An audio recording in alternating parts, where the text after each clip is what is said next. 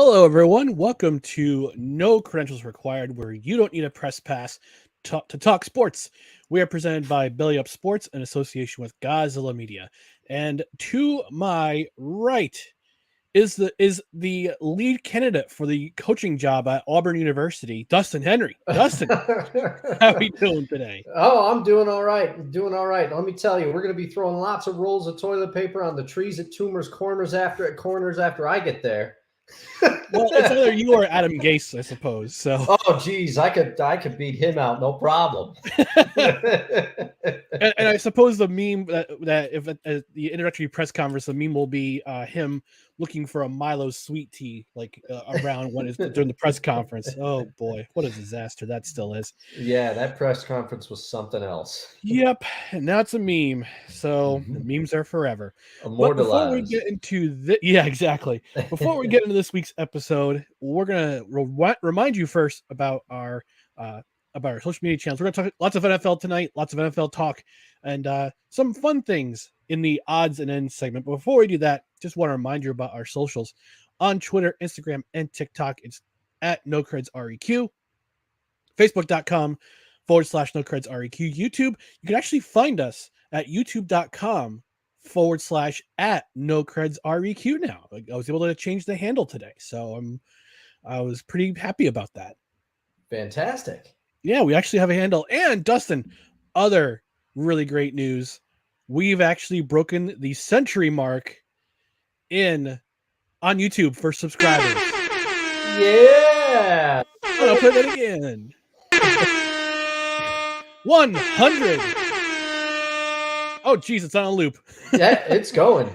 It's Thank going. you, thank you to those who answered the bell. Let's see what I Yeah, did there. and Now, we got our 100th subscriber on Halloween. That was our mission to have 100 subscribers by Halloween. So we're very happy, and thank you for those who have subscribed. Our next goal is 250 by the end of this year, this calendar year. So subscribe, keep them coming. Tell a friend, tell an enemy. yeah, you never know what you might find on the YouTube channel. Ryan might Exactly. upload some surprises for you. Maybe I will.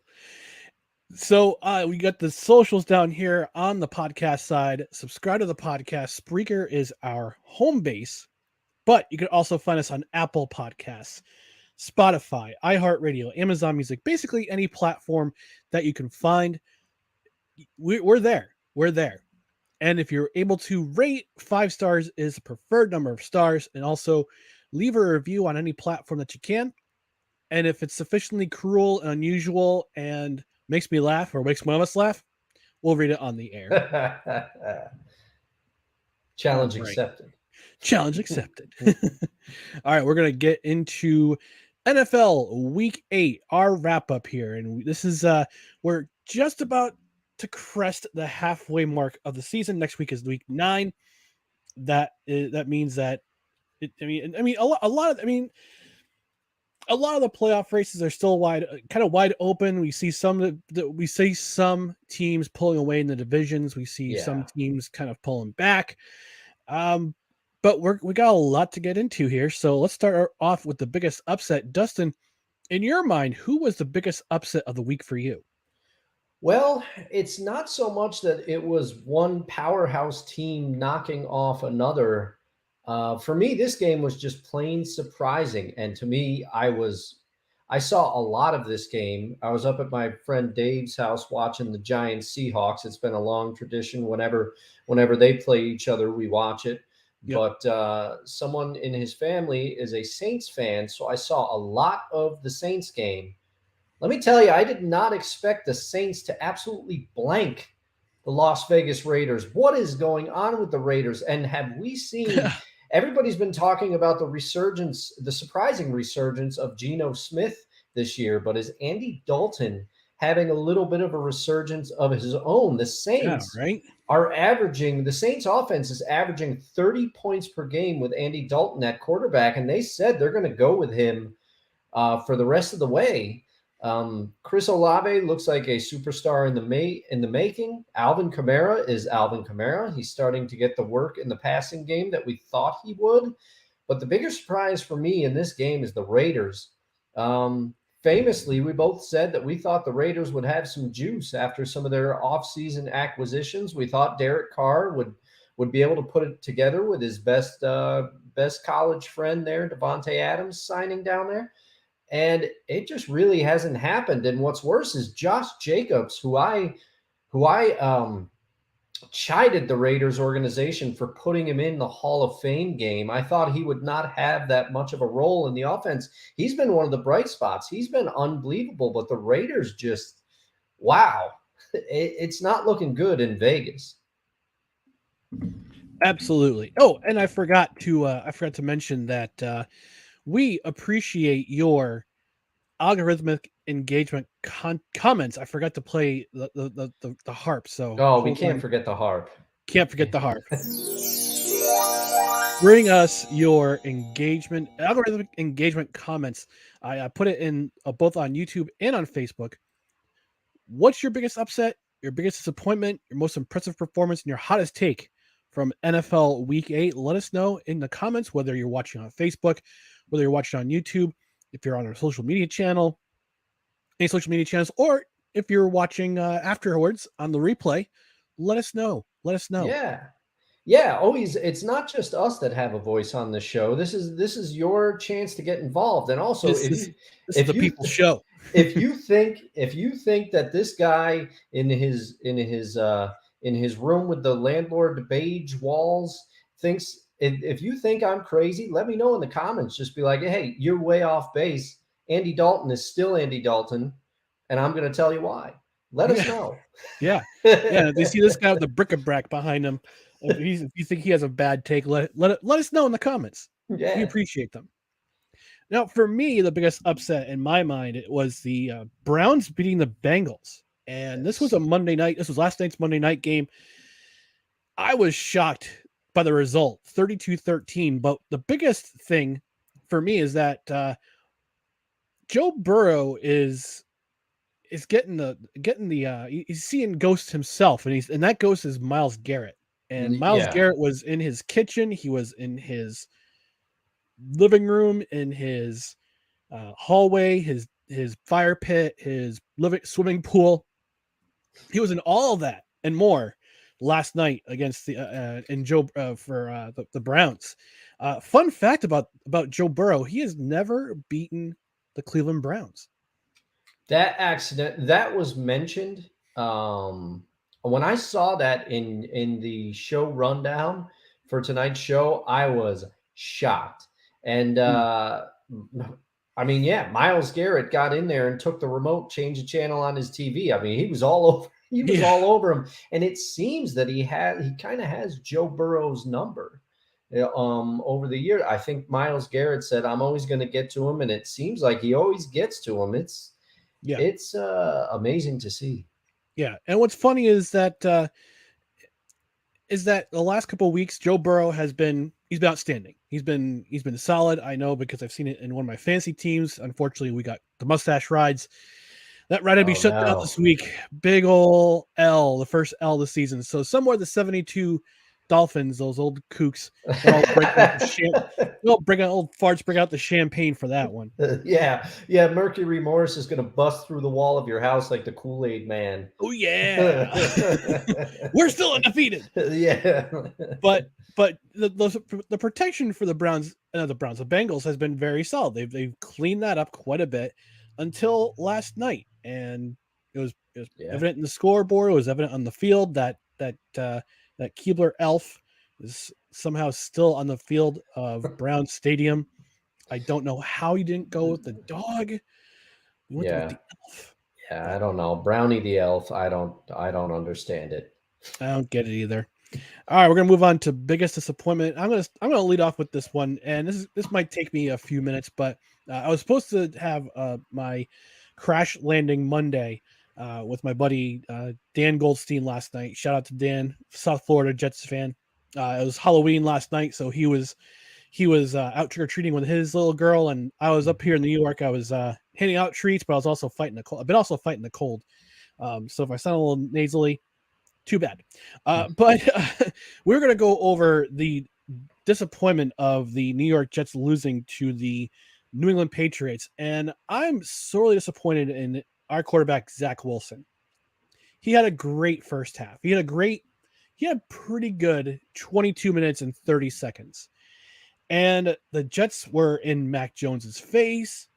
They cause a turnover, and Zach Wilson gives the ball right back. And then after this penalty, this will be my hottest take in a few minutes. These referees, I swear, it's like they have it out for the New York Jets. So, now, I'm not going to say it's a conspiracy theory. I'm not going to say that, but a roughing the passer penalty where Mac Jones releases the ball, John Franklin Myers takes one step, pushes him to the ground. That took away a pick six, which would have put the Jets up 17-3 after the extra point. And this was a potentially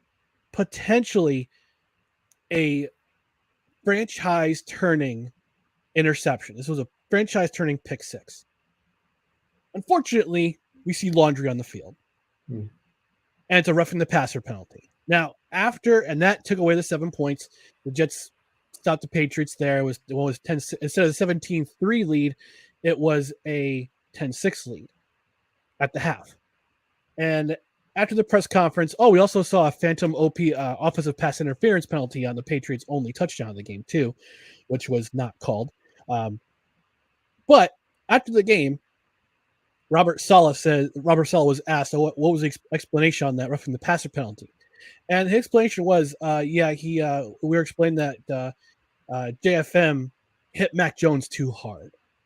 Oh man. Is this a classic case of overcorrection, do you think? I think everybody's a little gun shy after what happened with Tua Tagovailoa earlier this year, and as a result, they've swung way in the other direction. I don't know, but after that penalty, it seemed that the Jets kind of did a downward spiral, and Zach Wilson throws that interception, which actually led to the field goal to end the first half. And then Zach Wilson throws another ill-timed interception. And then he throws one more ill-timed interception. I was watching on Red Zone, and whenever they cut away to the Jets on offense, I'm like, oh no, he threw another interception, didn't he? Oh, sure, shooting. He throws another interception. It's like, okay. Now this season was the Jets picked up all these weapons. They get Garrett Wilson, they get Sauce Gardner, they got Jermaine Johnson, so their defense can get the offense back on the field. They got all these weapons. And right now it's on Zach Wilson to step up his game and nut up, pardon the expression, but nut up and become a man. We all talk about the how he allegedly had relations with a friend's mom. What was the saying that that's from an ex-girlfriend of his. We don't know if that's true or not. Yeah, but like and he knew it too. After the press conference, he was visibly upset with himself. And someone had mentioned, somebody mentioned, you threw for 300 yards. How's that feel? Like, I don't care. We lost because of me. Yeah. And he recognizes it too. So either he's got to talk to his receivers, or he's got to look at tape, or he's got to work things out with his offensive coordinator, or else this season, which started out with a lot of promise, is going to go south really quickly. Yeah, and I will say I respect him for owning up to it the way that he did. But to your point, I would agree with you because, for a lot of years, you could say the Jets weren't trying to put talent around anybody. So whoever they drafted at quarterback was bound to fail anyway. But and as an outsider, I am not a Jets fan by any means, but just from outside observation, Joe Douglas is trying to build a team around Zach Wilson. He realized even the James Robinson trade, Breece Hall goes down, they go out and get James Robinson from the Jags. That shows that they want to put talent around their quarterback and put him in a position to succeed. The rest is up to him now. Yep. Also, let's fix that pass protection too. That didn't really help. But Dustin, for you, what was the biggest disappointment for you in Week 8? For me, the biggest disappointment, and I know it's gonna be a popular take, maybe, but I think that it's DJ Moore. DJ Mm, Moore losing his composure at the end of the game. What happened? We all saw it. The quarterback for PJ Walker, I believe, is that it? PJ Walker. PJ Yep. Walker throws an absolute bomb, Yeah, and it was beautiful too.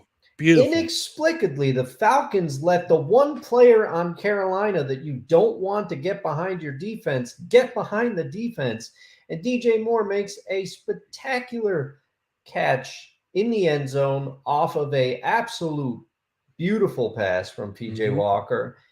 He takes off his helmet. They've tied the game. The game, you're thinking, oh my gosh, the Panthers have a chance to win their second game in a row. They're going to And kick be in this extra first place point. in the NFC South. Yes, that's why this was the biggest disappointment of the week for me. There were stakes with this game. Who would have thought in the beginning of the year that this far into the season there'd be stakes in a game between the Falcons and the Panthers? Well, there were stakes, and he took off his helmet Oh, and caused an excessive celebration penalty. He went up into the stands with the fans. I get it, you're excited, but you've got to keep it under control there, because guess what it did? It knocked the extra point try back. As a result, Eddie Piñeiro's trying to kick a 40, I think it was like a 42 45 or yard, 43. Yeah, 42. 40, something like that. A 40 Yeah, plus yard extra point. something in the 40s for an extra point. It shouldn't have been the case. And I remember I was watching the game, and when Pinheiro missed the kick, my friend said, you're paying a kicker to make those kicks. And I said, yeah, but it never. I said, your point is valid, but it never should have gotten to that point. Hmm. I said it's DJ Moore's fault, and the thing is, people are going to forget the fantastic play that he made to get the Panthers to that point because of his mental error of removing his helmet and jumping into the stands with the fans before the game was over for excessive celebration. You just can't do that, especially in a game that has stakes. Like you said, they would have been in first place in the division if that did not happen. And It's just unfortunate, because what a way to tie the game. That was a wonderful ending. Yeah. And just to see it happen like that. But also, you could argue the kicker's supposed to make the field goals, but not when you're expecting to make a chip shot extra point. And now you have to, after that adrenaline, you have to kick it from much further away than you originally thought. Yep. Yep. Disappointing. It's a big disappointment for Carolina. They could have had first place in the NFC South, and who we thought was going to be who's going to win this division. It's not right now. It's between two teams you didn't expect to be in contention for the NFC South Yeah. title. One of them Yeah. being the Atlanta Falcons. Everybody thought they're supposed to roll over and die this year, and they haven't. They've stayed in games. Arthur Smith's team. It's been exciting. Has actually been staying in games A and B. Very entertaining to watch, which is going to be our next category for most entertaining game. And Dustin, I'm going to start with you. I have a suspicious feeling we have the same game in mind. Yes. Yes. Well, I will say that it is the game that I just covered under biggest disappointment. The ending of that Carolina and Atlanta game was absolutely perfect. And also, it was a competitive game to get to that point as well, because Mm-hmm. as you just Mm-hmm. detailed, the Falcons are kind of like they're kind of like that team that you don't expect to be entertaining, but somehow they are. Mm-hmm. Even though Arthur Smith is not using, you draft Kyle Pitts fourth overall, and you barely use him, and you just run the ball and run the ball. But they do have some talent on the offensive side of the ball, and Marcus Mariota, he's getting it done. Sometimes it doesn't look pretty, but the Falcons are doing better than anyone thought, including myself. I thought they were going to have the first overall pick next year in the draft, possibly, along with my Seahawks. I thought they were going to be right up there, but that's a whole other matter. But this game, since Baker Mayfield has been benched and PJ Walker's come in there, the team has rallied behind him. I think they've rallied behind the interim coach there, Steve Wilkes. Carolina's not just they don't look completely inept anymore either.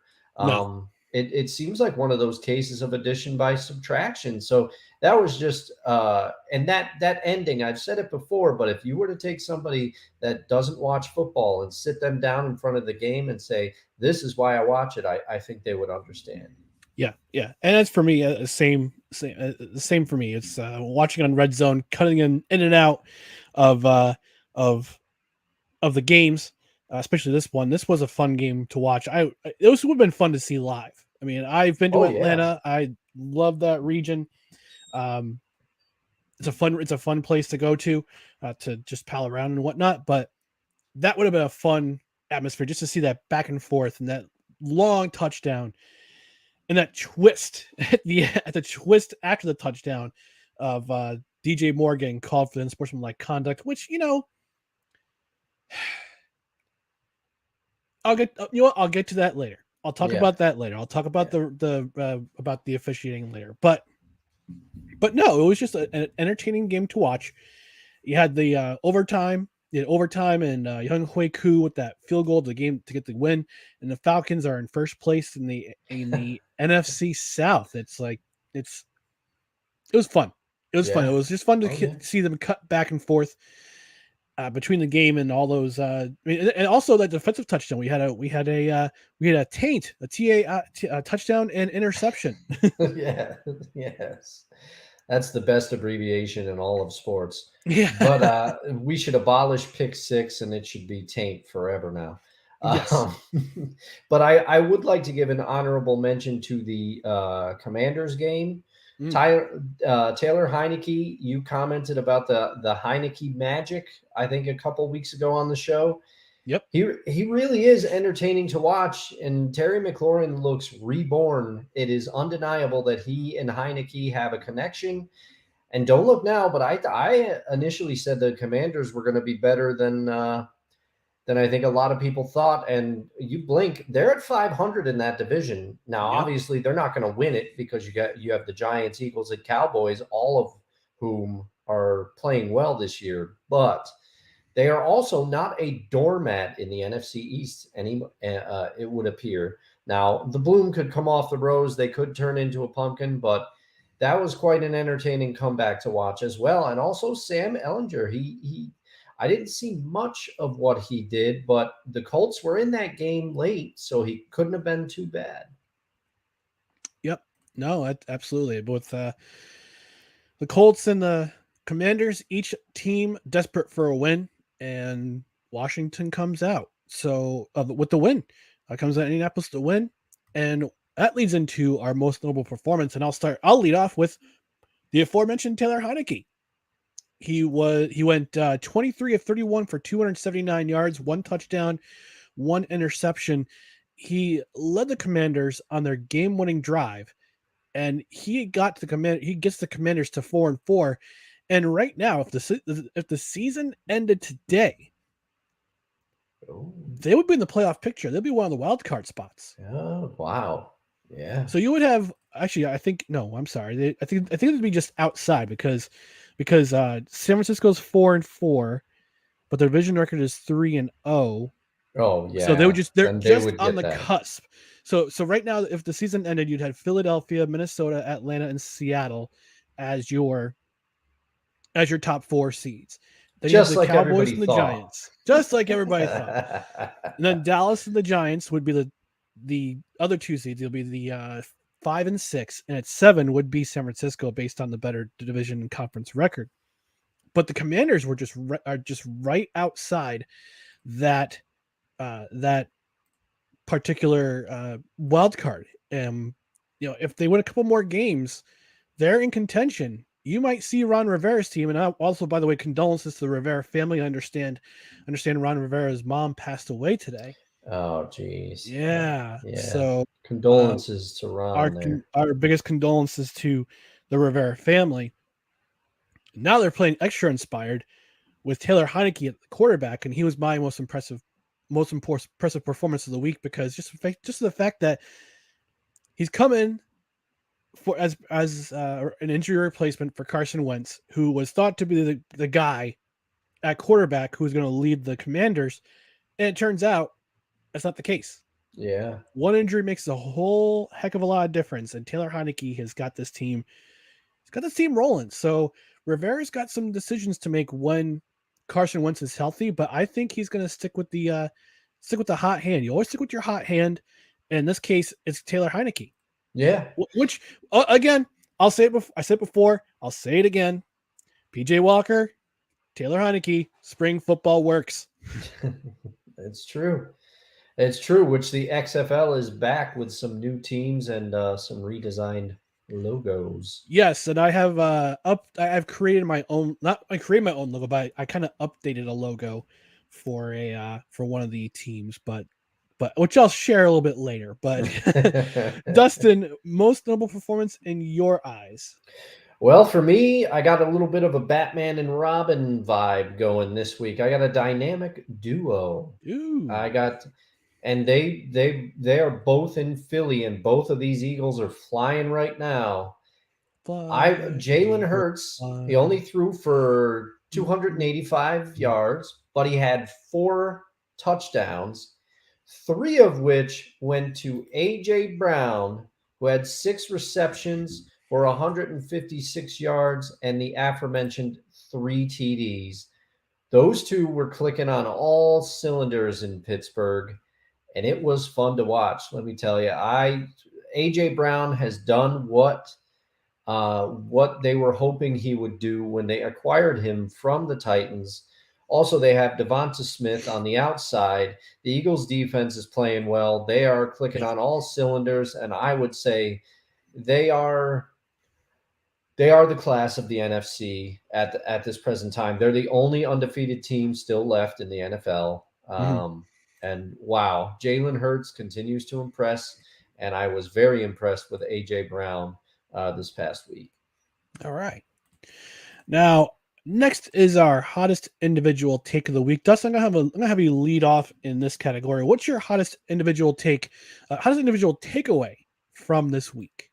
Well, I don't think that my take is scorching hot, but I just want to, as a Seahawks fan, I'm thrilled. I'm thrilled that my Seahawks went in and got the win. But I will say, I watched a lot of that game. The Giants hurt themselves. They had the two Hmm. costly fumbles that gave Seattle the ball back in the fourth quarter. Early in the fourth quarter, this game was tied at 13-13. And the Giants defense had kind of bent but not broken. And the Seattle defense, who, knock on wood, they have been playing much better as a unit. Mhm. I don't think they are on fire yet, and I don't want to count my chickens before they hatch, but the defense is improving in Seattle. But all that is to say, I thought Seattle was they got the win. They did enough to win, but I think the Giants are still a good team. It looked like, I think Leonard, who's on the defense for the Leonard Giants, Williams, it looked like he may former have. New York Jet, Leonard Williams. Oh, yes. It looks like he may have sustained an injury in that game, but thankfully they found out that wasn't the case. He should be good to go for next week. The Giants are still a good team, New York fans. They are still, in my mind, they're a good team. They desperately need a wide receiver, or they need somebody to catch the ball. You can't just have Saquon. I'm hoping it's Wan'Dale Robinson because I picked him up on my fantasy team. But the Giants will make the playoffs. I'm saying it here now. They're still a good team. Don't don't go crazy. They still know how to come back in the fourth quarter. The DNA that is made up the Giants team this year is all still there. If it wasn't for those two fumbles, I think the game could have been different, especially since Tyler Lockett had a key drop in this game, and he also very uncharacteristically fumbled deep in their own territory, and it led to a giant touchdown. But don't panic, Giants fans. I think you're still in a good position. Brian Daboll still knows what he's doing. They're gonna win more games. So not a scorching hot take. I want to tell the Giants fans, don't worry. Yep. No, I would not worry if you're a Giants fan. For me, my hottest individual takeaway from this week is that the NFL really needs to look into hiring full-time referees. And I agree. that was after this past week. There were not, I mentioned the Jets calls earlier. I mentioned the JFM penalty. I mentioned the OPI that got missed on the Patriots touchdown. But there were some other egregious calls in other games, like the aforementioned Falcons-Panthers game. After the Falcons tied the score, there's still some time left on the clock. Mm-hmm. And Marcus Mariota is throwing this pass down the field. What looks like it's just completely blatant DPI, never called. Never called. He threw a bomb. He's trying to do the same kind of pass play to get within field goal range, and he throws a deep pass. Blatant. You can see clearly there's pass interference in the defense. Never gets called. Never gets called. Game goes into overtime. The Falcons still wound up winning, but there's two referees. There's a back judge and there's a side judge. They're both watching the play. No call on a DPI. Yeah. And that really weird call by Jerome Booger's crew. There's that name God. again. I said it at the beginning of the Giants Seahawks game. I said to Dave, this is going to be the longest game. It's a Boger game. We're screwed. It's going to be, and I said there's going to be so many flags on the field. It's going to be just flagapalooza. And it's like in the first, almost like he heard me in the first like minute and 30 seconds, there's a flag. Yeah. And there was that really chintzy call. I watched it because I remember watching on Red Zone where Pete Carroll's just run down the field and there's the side judge right there. He bumps into, I think that was Jerome Boger he ran into. It was just accidental. It was just incidental contact. All of a sudden, Pete Carroll goes, "Oh, I'm so sorry." Flag goes up in the air. He's like, "Are you kidding me?" I know. Now the game was in hand at that point, but it was a harmless bump. And I can't believe I forgot to mention it, because the funniest part about it was Jerome Boger was very eager to call a penalty on the Seattle Mariners when that happened. He said excessive celebration by the coaching staff for the Seattle Mariner Seahawks. Oh man. Oh, geez. But we gotta look. I know a lot of these referees. These are part-time referees. A lot of these guys have jobs outside of referees, because obviously, 17, 18-week season. You got playoffs. They go through February. One referee squad will have the honor of being able to referee in the Super Bowl. Yeah. But you can't have these guys doing a part-time job for what seems to be what is actually really a full-time job. Yeah. And I don't know if the referees have a union or not, or they can bargain. They have a collective bargaining with the NFL. But the NFL's got enough money. Like, they can fund some stadiums. They can pay lots of salaries. They can pay these ridiculous salaries to the players. But they can also afford to have full-time referees who every year should go through some testing in terms of knowing the rules, cleaning up the calls. You can't have these guys on a part-time basis anymore, where throughout the week they're at home doing their thing, and on Thursday or Friday they travel out of town. They go to their destination to officiate a football game. And we just need to make them. We just need to make these referees full. We need to make these officials full-time. Can't be part-time anymore. Yeah, I completely agree, because it's not fair to them either. They're out there and they're under, I mean, I don't want to generalize, but a whole hell of a lot of people watch football. Mm-hmm. And it's the biggest sport in this country. And every week these people are under a huge spotlight to the millions watching at home. These people, Dustin. Well, all right. These. I was going to say these guys, but I had to. There are a lot of female referees out there. Understood. But yes, these officials. How about that? These There you officials. go. They are under a microscope, and it's not fair to them either, because we wouldn't. If I'm working part-time at Dairy Queen, nobody's watching me like scoop the wrong flavor for somebody or something. So invest the money. You didn't turn my Frosty upside down. You never did that. My Frosty, my Blizzard. My Blizzard's not going to turn upside down. I don't know whether it's going to come out or not. Yeah. Come on, man. Exactly. It's like that old cut that meat commercial for Peyton Manning there. Chicken parm, and I so get good. it. And it's part of the job. I understand it. But the NFL, if they want this to stop becoming a talking point, invest the money. And I've heard it. I've heard it. And not to just pick on everybody, because all these owners have huge money. But Roger Goodell gets a huge bonus. A huge bonus at the end of each year. Shave a little bit off that bonus and put it into two places. The first place, put it into an insurance fund for retired players to help with their medical insurance and all the incidental things for the people that have given their bodies for this league, okay, over the years. The second place, as you just so eloquently put, invest the money in training your referees. Give them a full-time job. Yep.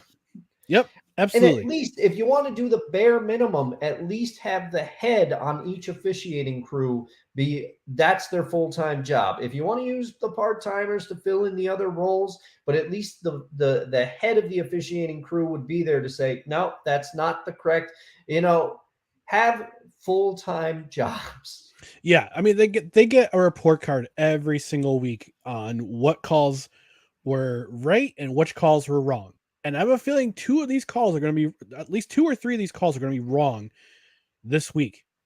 The roughing the passer, the pass interference that was missed, the 2 pass interferences that were missed, both on offense and on defense, and that stupid ass call on Carroll. Just happened to bump into the bumping into the bumping into the official. It was completely accidental. There was no harm done. It was just a guy who was super enthusiastic about his team getting a first down that basically ended the game. And you just happen to be in his way when he's running down the field. Yes. Come on. Mark Sanchez, I got to give it to him. He cracked me up on the broadcast. He said, you know what? I'm going to put my conspiracy theory hat on. He said he did that because he didn't want Gino's head to get too big for icing the game on the first down. So he's like, he had to do something to, keep his ego in check. Sanchez. Yeah. I will say I'm enjoying Mark Sanchez a bit as an announcer. He's not on Romo's level yet. I know, hey, as a player, I was not a fan of Tony Romo, but as an announcer, I love to listen to him call the game. I love his enthusiasm. I know some people are not a fan, but I like it. But also, and as kind of with this topic, and forgive me, I cannot remember what game it was, but I would go with probably Saints Raiders, because like I said, I saw a lot of that game. Saints defense playing well. There was a roughing the passer call on Derek Carr, which to me looked like just a clean tackle. He did hit him slightly after he released the ball, but the Saints defender was coming in, and I would have understood it if he had lowered his head and had a helmet-to-helmet hit with Derek Carr, but that was not the case. It looked to me like he was lowering his shoulder, and he hit him close to the helmet with his shoulder. But how, as a defender, are you supposed to stop yourself? Right. At a certain point, momentum's going to carry you forward, and they called it. They said it was a roughing the passer, and I'm just saying, how is a defender supposed to stop? And then the refs have been told to call it, because really keep an eye on it, because they want to protect quarterbacks, which I get. But I don't know. I think something needs to be reviewed by the competition committee as well, because this mix of the part-time referees, the overemphasis on roughing the passer calls for completely understanding reasons, it's mixing to make this cocktail where it seems like every week we're talking about calls in a game, every single week. Yeah, you're a $1 billion industry. I mean, I don't like to say that word, but it's an industry. You're a $1 billion company. You gotta get a lot of stuff right. I mean, Yeah. we talk about the entertainment industry. How about that? I have to get things right, and same thing should apply to football. You're a $1 billion business. Get get it right. And I'm going to quote a particular player. I mean, I want you to name him. I actually mentioned this on Snowman in the Morning on Monday for my coffee with McCarthy segment.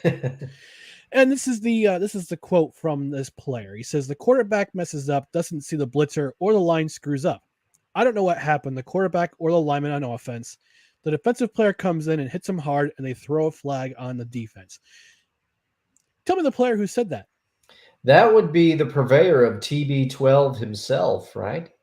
Yes, yes, it would. September 3rd, 2021, quoted from PFT, from Pro Football Talk, who ordinarily I can't stand, but they had a point in this article. But anyway, we're going to move on. We're going to go to our comment section, brought to you by In the Clutch. Use promo code NOCREDS at checkout. Tag along, shut up. Use promo code NOCREDS at checkout for 10% off your order. You can get yourself some MLBPA licensed apparel, some MLSPA licensed apparel. Get some really nifty T-shirts. I've worn them on the show before. And again, use promo code NOCREDS at checkout. Save 10% off your order. All right, so we're going to get some comments. Not a whole lot of comments tonight, but that's okay. From 1A Latina in Cali, she says, hello, hitting the like button. Thanks, Latina. She's one of the crew at always propping up Snowman in the morning, usually in the chat with her every morning. She also awesome. says, she also gives us an idea. Should turn your biggest upset segment into a YouTube Shorts and add the message for folks to like, share, and sub. Hey, we're getting some advice. Yeah. Yeah, that's a great idea. Yeah. She also says, if you can get elderberry syrup for cold. I'm almost done with this cold. I'd say probably about tomorrow I'll start turning it around. So hopefully, this mostly it's in my nose. So, so get that stuff out tonight. And she's looks like she's gone. She says peace. So thank you, Latina and Callie. We appreciate your comments. And we're actually going to talk about the NFL trade deadline. It was a very busy deadline today. Oh, yeah. But first, we got to talk about one of our friends at Godzilla Media, and that is Mohawk Honda. Listen, it's fall. Doesn't feel like it right now, but it's fall. Crisp morning air, pumpkin muffins, beautiful foliage, and the seasons may change, but the one constant is buying experience at Mohawk Honda, where you are greeted with a smile and treated with respect. The new vehicle inventory is ramping up too, with pilots, passports, and Ridgelines. Remember, this is the best time ever to sell your vehicle. We buy cars, or they buy cars. And in some cases, you may be able to sell it for more than you paid for it. Just another advantage you get from the #1 volume dealer in the capital region. General Manager Greg Johnson and his team of sales consultants are always available to help you in the buying process.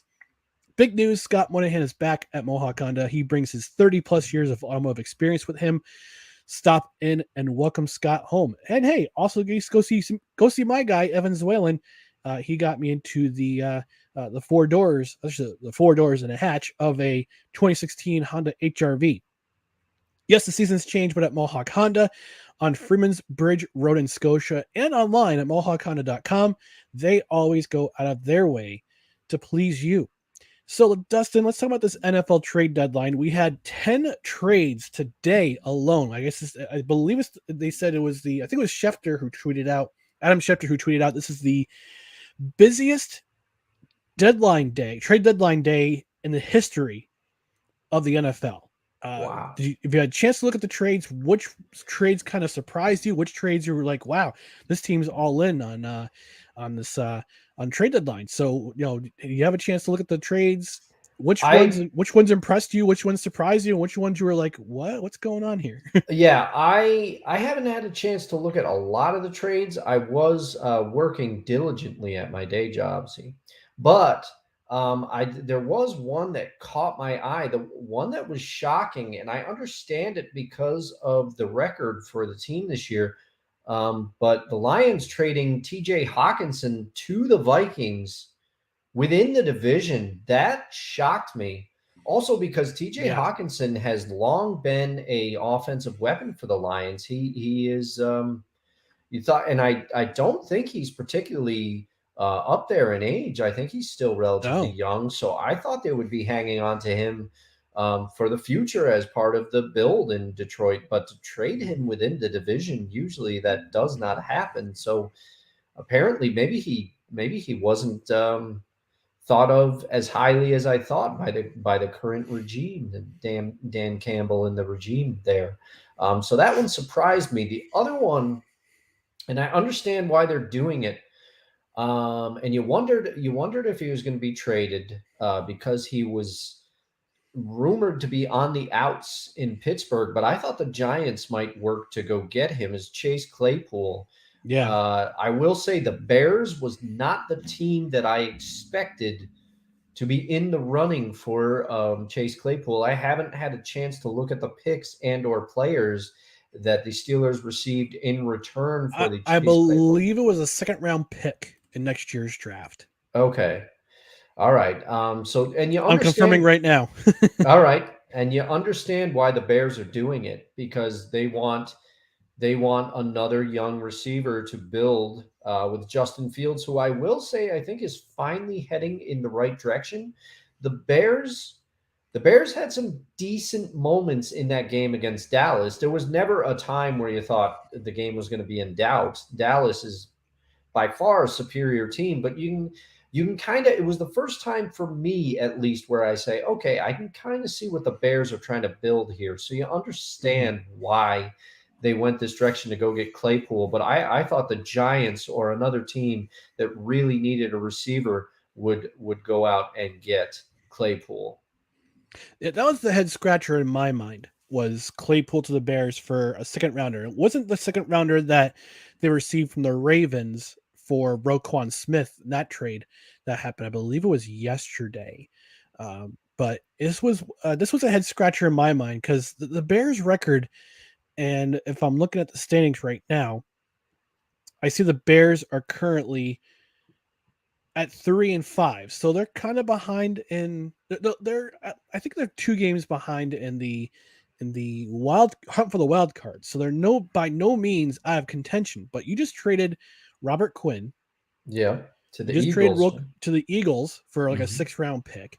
You just traded Roquan Smith for the Ravens' second rounder next year, and now you're acquiring a wide receiver for a second rounder, your own second rounder for next year, and it's a bit of a head scratcher in my mind. I mean, you train your best defensive players as if to say, okay, we're going to rebuild the defense next year, but then you bring in a wide receiver, and in a way it kind of works, but in another way it's you're like, really, did you have to spend a second rounder when you could have saved that pick to get a wide receiver next year? Yeah, yeah. That was a I see the logic there. But like I said, I kind of think that they just are trying to build around Fields, and maybe I don't know enough about Eberflus's coaching philosophy. I don't know whether he's an offensive or defensive.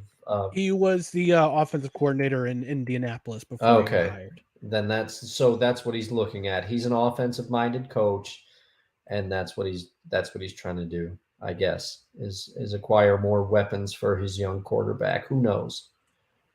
Yeah, and that was another kind of a head scratcher in my mind was the TJ Hawkinson trade. Why are Yes. you trading? Why are you trading to a team in your own division who you rarely trade with in the first place? Yeah. I mean, Shocked me. I figured Hawkinson was going to be a building block for Dan Mhm. Campbell. He's built a team for I believe this is his 3rd year with the team, Yes, I think that's right.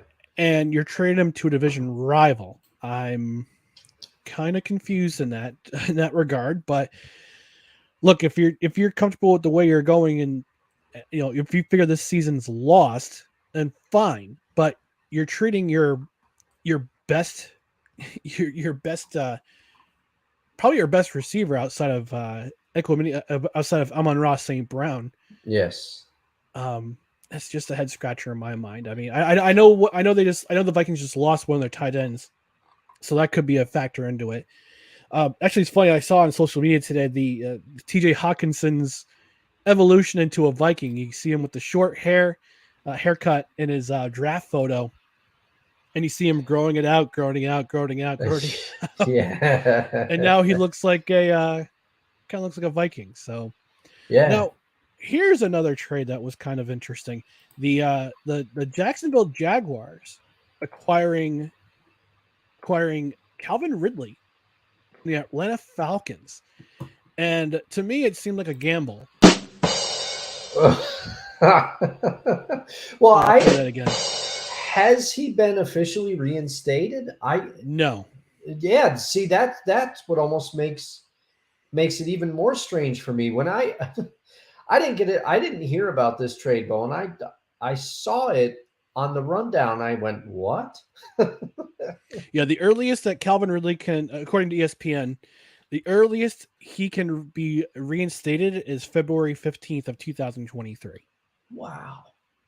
And I'm trying to see who they trade. Okay, so they traded him for a 5th round pick in 2023 and a conditional pick, 4th round pick in 2024.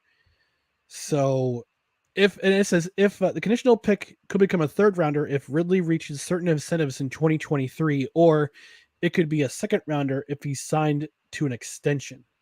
So the Falcons get a 2023 5th round pick, and it could possibly be a 2nd rounder in 2024 if he signs an extension. So I don't know what kind of impact this is. Not going to have an immediate impact for the Jaguars offense, obviously, because of the suspension, which is kind of also a little bit weird. But yeah, the rules are the rules, and that's why it wasn't. And the funniest part of this trade was that he was traded to the team that he bet the Falcons would win back in 2021. Wow. while he was on the PUP list. I did not realize that. Wow. Mm-hmm. Wow. Mm-hmm. Man, but this is a head scratcher in all ways, because I mean, for the Falcons, you understand maybe they don't want him around. They're going to try to get something for him. But for the Jaguars, you're taking a flyer on an unknown commodity. I mean, he is okay. I should rephrase. We know what he can do. We know what we've seen him do on the football field. Yes. And obviously the Jaguars must have looked at tape of him or evaluated him some other way, and they're saying, okay, he's gonna be worth it. But with a layoff this long, you don't really know what you're getting in Calvin Ridley. You have to wonder if I imagine he's staying in shape, but you don't know. This is a bit of a gamble, pun intended, by the Jaguars as well. But I guess see the example of Josh Gordon. He had his well documented. Sorry, I forgot to play the sound effect. Oh, thank you. But I guess it's a classic example of, if you have enough talent, you will get another chance, because Josh Gordon, he had his well documented problems off the field. We don't need to get into them. And how many teams brought him in after the Browns let him go? I mean, I think the Chiefs were the latest that brought him in this year, and then just, and kicked the tires on him. But the Seahawks brought him back. They famously brought him in twice. There were a couple teams before that, if memory serves. He might have tried to go back to the Browns originally. I can't remember, but he got a number of chances. And Ridley, to your point, I think the suspension was a little harsh for what he had done. There are guys that took banned substances and other things that got longer shorter suspensions than Ridley. But like you said, the rules are the rules. Yep. But yeah. Yep. All right. So the trade deadline, a very wild trade deadline, is over, and that's where we're going to move on over to odds and ends. We've got a myriad of stories from around sports and also entertainment, because why not? Today is November 1st. Yesterday was Halloween. Today is November 1st, and a certain pop superstar has emerged from her fortress of solitude to bring us this message on this day, All Saints Day, 2022. Let's take a look.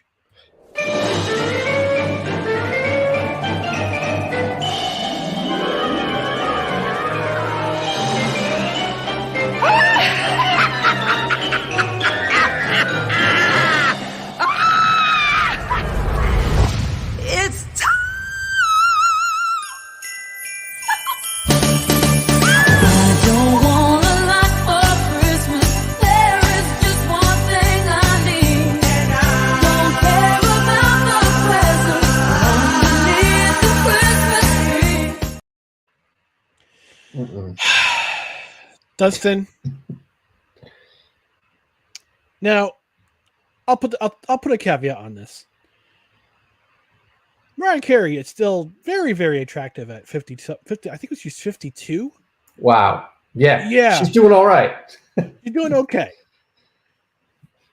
But yep, she's 52. I was right. Oh, right on the money. Right on the money. But this is not the official start of Christmas in my mind. I'm sorry. No, it is not. No, it is not. And I'm not trying to I'm not trying to be a wet blanket for anybody's fun. Mm-hmm. But for me, Christmas music goes on either on Black Friday or it goes on when the first snowfall hits. Okay. That's when Christmas starts. That's when the Christmas season begins. That's when the Christmas season begins. That's why I believe. That's why I think when I see snow or Black Friday rolls around, that's Christmas to me. Yep. November 1st is not. No.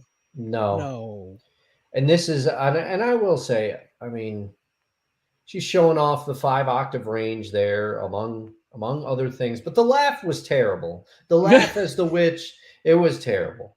But I think that might have been canned. I think. Yeah, it sounded like it was canned, except for maybe the very end of it. I don't know. But this give Thanksgiving its due. Thanksgiving Veterans Day. Yes. First of all, respect our veterans. Secondly, Thanksgiving is a holiday. Damn it! I love Thanksgiving. Is one of my favorite holidays. You get together, and I get it. Some people have issues with their family. I don't. I like to get together with my family. I like to eat a lot of food, and also we're a football podcast. We love to watch football. Now, it looks like hopefully the Lions will be entertaining. The Cowboys are probably going to be good this year. Hopefully the games are good. But the food is always good. I like discussing favorite Thanksgiving foods. I like what's the favorite sides. Are you a turkey Thanksgiving person? Are you a breast man, a wing man, or a leg man? Yes, light or dark meat, all that stuff. Do you cook the stuffing in the bird or outside of it? Some people say in the bird is unsanitary now. I don't know. But Thanksgiving is a delight. And even if you don't, I understand not everybody likes every holiday, but let Thanksgiving give it a chance to breathe. Give it a chance to breathe. And if you're looking for a Thanksgiving movie, may I suggest Planes, Trains, and Automobiles? Turn it on, sit down. You're going to have a great time. Like Ryan said, not trying to yuck anyone's yum here. I get it. A lot of people wait all year for Christmas. But let Thanksgiving breathe. It's too early, Mariah. It's too early. Yes. Now, and yum to Mariah Carey, but yuck to the having the Christmas in November. Christmas season start November 1st. Yes, it's too early. It's too early, and I will even accept Thanksgiving night. I'm getting a glimpse into my childhood here. A lot of times after dinner was over, after everybody was starting to leave, maybe the majority of the party the family had left. You're eating a bit of leftover pie. We used to get together, me and my sister and my cousins. We used to get together at my grandma's house, and we would sit down and we would watch what? Home Alone, which is a Christmas movie, but they always played it right after Thanksgiving, like after dinner was over. I can even accept that. You want to jump right into Christmas before the turkey's even cold? Have at it. But eat the turkey first. Have dinner. Yep. Sorry, Mariah. We dig you, but ain't time yet, honey. No. All right, our next topic on odds and ends. We're going to talk. You sent me this video, Dustin. You said you want to talk about it just a little bit. This I is did. Marshawn Lynch had the opportunity on, I believe it was Wednesday, to visit the Tampa Bay Buccaneers, but it's not what you think. No, he's not signing with the Buccaneers. At least that's what we're led to believe. But Yeah. we're going to watch this a little bit and react to it. So let's go ahead and let's show the people what we're talking about. What's up, Chief? How you doing, man? Oh, you still can't talk. You got me out here talking to my damn self. All right, Captain Beast Mode. Hey, man, I came with this. I got on me, too. What's happening? Yo, it don't look like it's about that life. You feel me? Yeah, my Captain Black Sparrow in this, man. Nah, I got dreads, bro. Is it supposed to be like this? What's y'all name? What's the mascot name? Captain Fear. Captain Fear? Yep, Captain Fear. All right. Oh, hell no. What I thought I was tweaking on. I'm still a town. You understand me? Hey, man, the fly's powered on 2 feet. Oh, damn, boy, you smooth with that.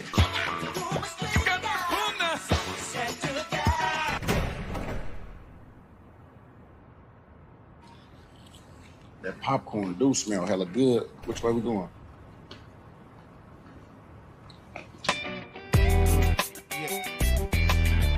Another knocker.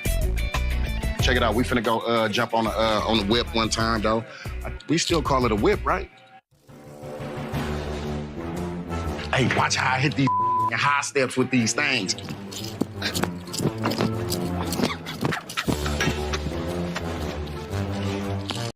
Oh man, it's that part that gets me. Running up the Watch stairs. you run up these Evan stairs. High steps. It didn't catch the inter. Oh, geez. Hold on, I'll bring it back in. Oh, sorry. Oh my gosh. Oh, What's we're going on all here? we're I'm all over the place. Yeah. No, but it didn't catch the entire video. I thought I was going to get, but Oh yeah. Yeah. But it and then the cannons go off, and he's like, "Oh my god, the cannons!" yeah. And he thinks the ship rolls like a caddy. Tell you. The fact that they had to bleep out like half of what he said Oh, yeah. was the most entertaining part of it all. Oh yeah, yeah. He and I think it was maybe last week he was live and they didn't. And he was commenting on the fans in the stands at I think it was a Cal game because he went there and Yep. Drove the car around the field after the Stanford game 1 year too. He let an F-bomb fly on live TV, and the best was he reacted like he was like, oh, like he did it. And let me say, I'm biased. I love him from his time in Seattle, but put Marshawn Lynch on TV more. I will watch whatever he is doing. He has personality. You cannot deny it. I'm surprised he didn't give any Skittles to Captain Fear. Yeah, that's an oversight on Marshawn's part, but maybe next time. I would watch him visit every team in the NFL. I want to see what he has to say about Fireman Ed. I want to see what's going on. I want to see him comment on Steely McBeam, if that is even still the Steelers mascot. Yeah. I don't know. He obviously knows blitz very well, so we don't need to have him in Seattle. Although I'd love to see it. Maybe. I do guys say to Marshawn, watch where you put in that sword band. You don't want to cut off your member. Yeah. You don't want to Lorena Bobbitt yourself. Yes, yes. And if anybody's watching in Gen Z who doesn't know who Lorena Bobbitt is, just Google it. Just trust me. All right, our next clip from the odds and ends, we're going to take it over to the NHL, and Darryl Sutter. After during a press conference, post-game press conference on Saturday, was asked about one of his players leaving very abruptly towards the locker room against the Edmonton Oilers. The Oilers, excuse me. And this is what he had to say after he was asked that question. Huberdeau left the bench for a little bit in the first period. Are you able to say what it was? I think he'd go take a shit.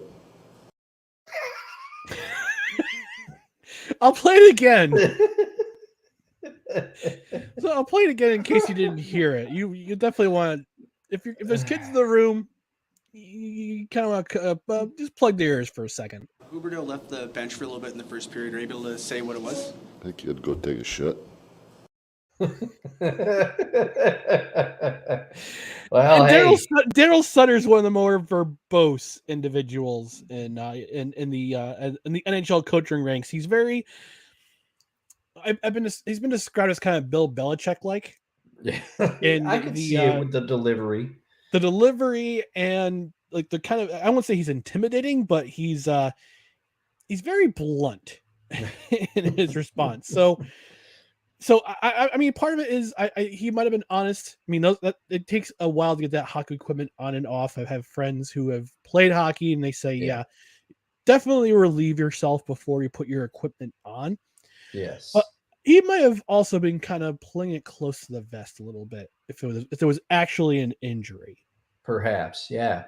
Perhaps, but I will say, the Battle of Alberta, that can get your stomach churning. I'll tell you. It can. So maybe, who knows? But yeah, because hockey, understandably so, they're more cloak and dagger about it than any other sports because people do have skates and sticks, Mhm. So they just say, oh, it's an upper body injury or it's a lower body injury because they don't want to let you know exactly. They don't want people bashing you.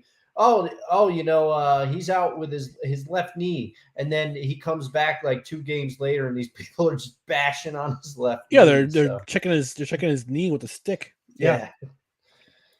So he might have been cloak and dagger. Yeah, gotta appreciate hockey sometimes, All right, and the last thing is in our last item in our odds and ends, and I just because kind of last minute, but the XFL in 2023 they're coming back again. Is XFL 2.5, and they announced the logos and the team names for all their 8 franchises. So we've got the Dallas Arlington area. They'll be known as the Renegades. The Dallas Renegades played in 2020. It's now the Arlington Renegades. The DC Defenders remains the same. Houston remains the Roughnecks. Orlando, they'll be the Orlando Guardians. Now the New York Guardians played in 2020, and I was kind of disappointed they didn't go with the Orlando Apollos like the AAF. That was a top-notch name with a top-notch logo, and Steve Spurrier was their head coach, and I think they went 6-1 before the AAF folded. So it's kind of sad. I think it's kind of sad they didn't go back to the Apollos. They probably couldn't get the naming rights for that.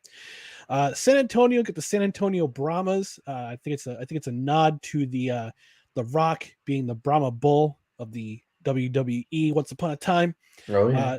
The Seattle team is the Seattle Sea Dragons, not the Seattle Dragons, the Sea Dragons.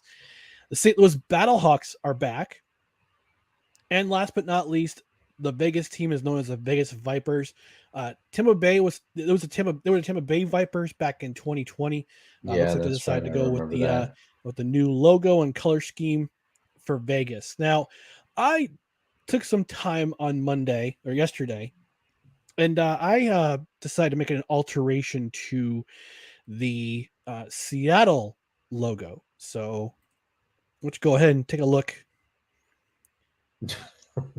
at the logo. My modified logo for the for your Seattle Sea Dragons. And if you're not familiar with Homestar Runner, the cartoon Homestar Runner, this is an adaptation of Trogdor, the Burninator. Okay, it's been now I get it because I haven't watched Homestar Runner in a long time, but I was a fan back in the day. Yeah, but so you get the beefy arm coming out the side there. Yeah, no consummate V's though. I was kind of disappointed that there's no consummate V's. Although I had the little skinny legs. Yes. So the Seattle Sea Dragons burning the countryside in 2023. Now let me just say a couple quick comments about this. I watched the reveal video for the team logos and the team names. I was excited about the XFL when it came back in 2020, and I watched a lot of the football, and I thought they did some good things, and I'm excited for it to come back, and I will be watching. Mm-hmm. However, 3 Texas teams, it seems a little I don't know. It seems like 3 Texas teams, when they don't have a team in New York, when they don't have a team in Chicago, they don't have a team in what you would think are some major cities. And I understand part of that is they probably don't want to compete with the NFL. Maybe they don't want to. They don't want to. And I don't understand the full things. But those videos. First of all, they use the same voiceover for like half of them. They were alternating between this male voiceover for some of the teams, this female voiceover for some of the teams. And during the St. Louis Battlehawks one, now I watched a few Battlehawks games when they came back. Taylor Heineke. And I don't know. Battlehawk. Oh, okay, perfect. He fits right into the show. Mm-hmm. And PJ Walker, Houston Roughnecks. Yeah, he was Houston Roughnecks. Yeah, that's right. I remember that. But they said at the end of this video, they said they will teach you that CAW is the law. Now, was that a slogan when the Battlehawks came back? Oh, yes, man. it was a fan thing. That was the battle cry of the Battlehawks. CAW. So CAW is the law in St. Louis, which I'm surprised that with their partnership, they actually have a partnership with the NFL. Okay. They have that partnership. The US, they're actually competing with the USFL. Okay, that's what they're competing with. So that's why you don't see a team in Jersey. That's why I don't see a team in Pittsburgh or some of these other cities. So, I'm also surprised they didn't go back. They didn't go to San Diego. But with Jack Murphy Stadium torn down, but I guess San Diego State has a new field. So I'm kind of surprised they didn't expand into. They expanded to St. Louis, considering the bad ending of the relationship with the NFL and the city of St. Louis when Stan Kroenke decided to go back to LA. Mm-hmm. But yeah, CAW is the law in St. Louis. And the law is coming back in February 2023. I watched that on my lunch, and I think I audibly went, "Oh," when they did that.